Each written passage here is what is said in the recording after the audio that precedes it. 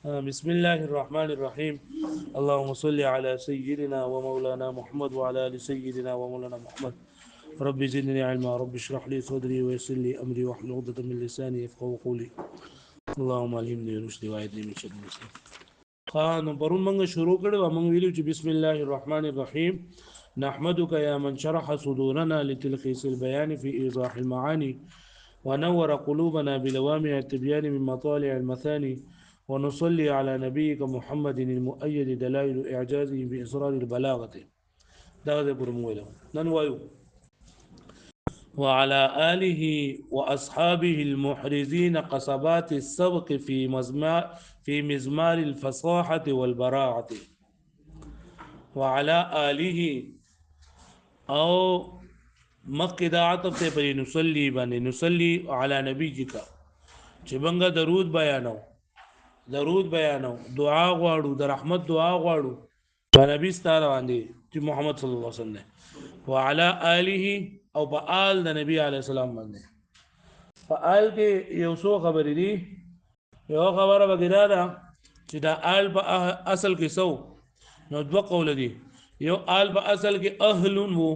دویم آل په اصل کې اولون اهلون وو. نو خلاف قیاس ها په حمزه سره بدل شو، لون ته جوړ شو. حمزه متحرکه را ما قبل لري حمزه ساکنه نه ما قبل لري حمزه متحرکه غلا د ایمان قاعده د وجنا حمزه د ما قبل حرکت فار ویل سره بدل کړه لون ته جوړ شو. یا دا په اصل کې اولونو وا متحرک ما قبل مفتوح قال بعد وجنا په الف سره بدل شو لون ته جوړ شو. دویم نمبر آل او په اهل کې څه فرق دی؟ نو آل دا اشراف د بار راځي، برابر خبره ده که دنیاوی شرافت ورته حاصل وي او که اخروی شرافت ورته حاصل وي. لکه الله تعالی فرمای آل موسی و آل هارون، نو دلته دا اشراف د بار ده. او آل فرعون په کوم ذکر ده په قران مجید کې؟ آل فرعون په کوم ذکر ده؟ او اهل جره نه دا صرف د اشراف د بار راځي او صرف د مذکر د بار راځي. آل چې د مذکر مؤنث دوه د بار راځي. اهل دا صرف د مذکر د بار راځي، د مؤنث د بار نه راځي. د اشراف د بار راځي او د اشراف اخروی د بار راځي، د دنیوي د بار نه راځي. د آل نه مراد سره درېمه خبره د آل مصداق سره. نو د آل مصداق یا خود پیغمبر صلی الله علیه وسلم خاندان دی، یعنی پیغمبر صلی الله علیه وسلم اولاد او د پیغمبر صلی الله علیه وسلم ازواج مطهرات. بعضی به صرف د پیغمبر صلی الله علیه وسلم اولاد ذکر کړل دي. او یو عام معنا چې پیغمبر صلی الله علیه وسلم فرمایي کل مؤمن تقی نقی فهو آلی، یا هر مؤمن متقی بنده چې دا زما د آل نه دی. دا معنا چې ټول ته شامل ده چې په دې کې تابعین مراله او تابعین په مراله او صحابه کرام په مراله. وعلى آله او رحمت دیوی په آل د پیغمبر صلی الله علیه وسلم باندې، واصحابه او دا په ملګرو باندې. اصحاب جمع د صاحب ده، صاحب صحابي آی کس ته ویلېږي چې پیغمبر صلی الله علیه وسلم په یخ باندې لیدلی وي، په یخ باندې پیغمبر علیه الصلاۃ والسلام لیدلی وي، په پیغمبر علیه الصلاۃ والسلام باندې ایمان هم راوړی او دغه ایمان په حالت کې د دنیا نه تله همي، دې ته صحابي وي. اوس که یو سړی پیغمبر علیه السلام په خوب کې لیدلی نه صحابي نه دی. پیغمبر علیه السلام لیدلی خو ایمان یې نه راوړی، لکه ابو جهل دی او دغه نور کڼ کپان نو دا لري. آیا پیغمبر اسلام لیدلی خو نعوذ بالله دی مرتد شوی دی، نو بیا هم صحابي نه دی. نو په یخه باندې پیغمبر صلی الله علیه وسلم لیدلی دی او پیغمبر علیه الصلاۃ والسلام سره ملاقات کړی دی، ایمان یې به هم راوړی دی او دغه ایمان په حالت کې بیا د دنیا نه تللی دی. نو دته ویل کېږي صحابي چې جمع اصحاب ده. المحرزین، محرزین د محرز جمع نه معنی د جمع کوونکی. قصبات د قصبی جمع ده او قصبه دې ویل کېږي کنه لکه په خوا په زمانه کې بدیش چلو اوس بری راي کې نشته نه، ولکه یو میدان به میدان او په هغه میدان کې به یو نه خوا دروله چې لکه دینه کې لکه چا مخ کلاس ورو جواب غټلی پوه. نو په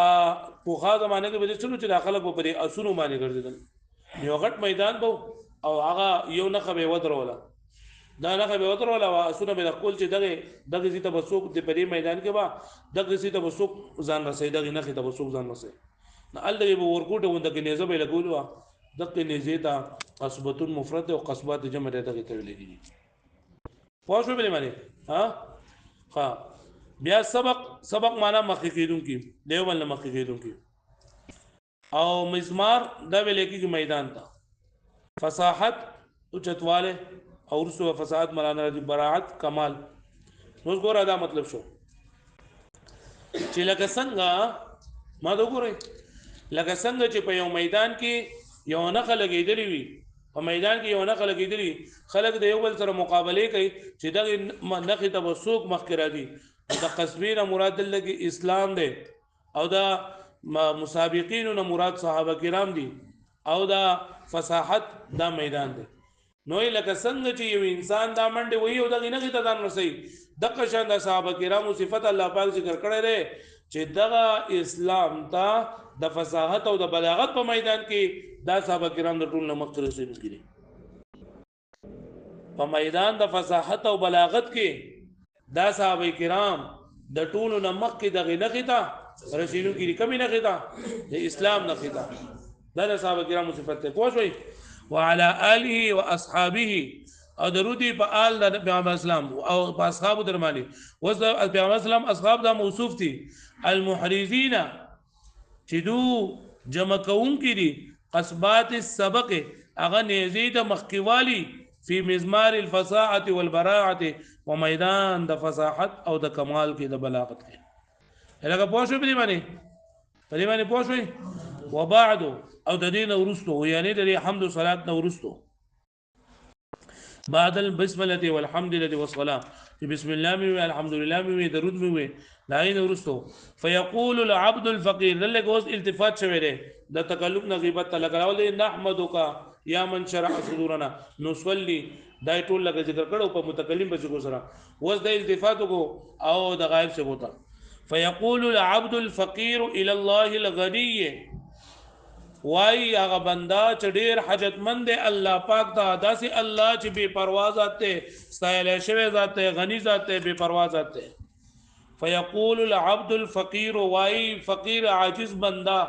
چې چاته فقیر محتاج دی ال الله الله پاک ته داسې الله چې هغه الغنی بے پروا ذات ته څوک ته مسعود ابن عمر مسعود نومي دی او د پلان نومي څوک ته المدعو بسعد التفتزاني چرابل لګي په سعد تفتزاني سره سعد الدين تفتزاني بل ځان ته اشاره کوي چې لکه زمانو مسعود او د پلانو مسره عمر او رابل لګي کوم بس سره تفتزاني سعد تفتزاني سره اصل کې سعد الدين دی خدای اختصار د پاره دا وی دغه چې لکه دا ارچا ته په جساد نه مراد غیر سعد الدين دی بل څه نشته هداه الله سواء الطريق چې الله دې ورته هدایت وکړي د نه غلاري دې سات افتدانی دې الله پاک هدایت وکړي چا دا لکه دا دغه لکه په خپل باندې کړل خو لکه چې دا زما کې په ځله کې سریارا نشي د کلاورا نشي پاړه کې به خبره را نشي د دې وجه د ځان دې نسې ویلي چې زدا خبره کومه الله دې ماته نه کیږي هدایت وکړي نه بل ځان ته نه د کړه بلکې نو مې خپل اوسره لکه عام خلک بوچ دې چې تبل چاته دا غونه نه د خپل نو مې اوسره خپل خبره کوي خو دې د ځان د نسبت نه کړه چې ریا او د دې شوبه پکې نه شي هداه الله سواء الطريق چې الله دې ورته هدایت وکړي د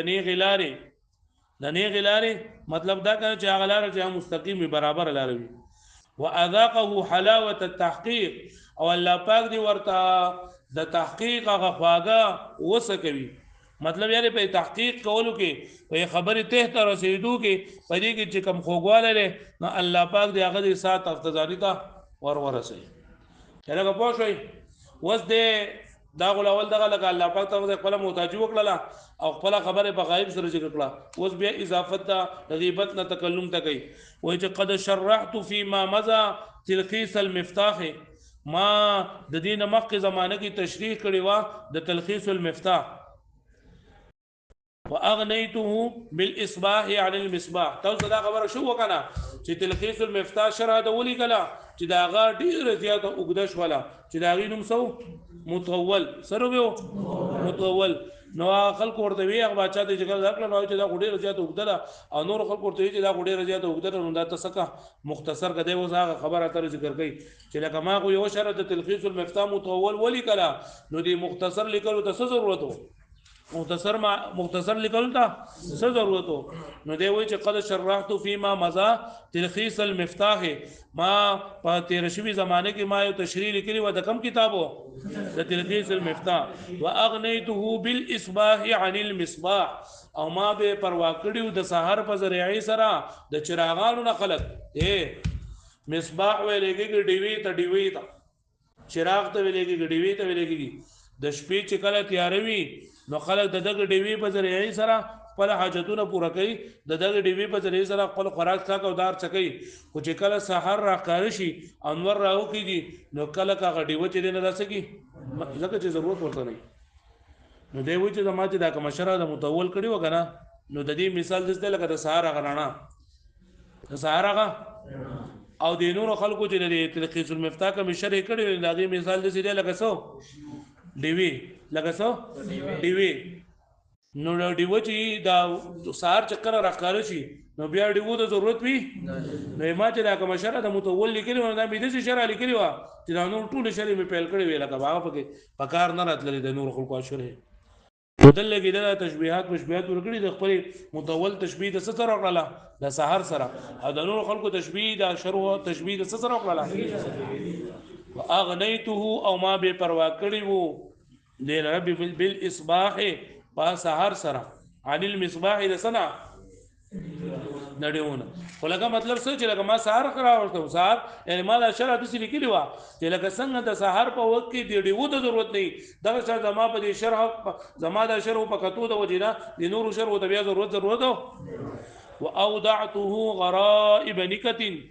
او ما کې خودلې به بدی کې ناشنا نقطې ناشنا خبرې مې بدی کې خودلې مې وي کې د کړې مې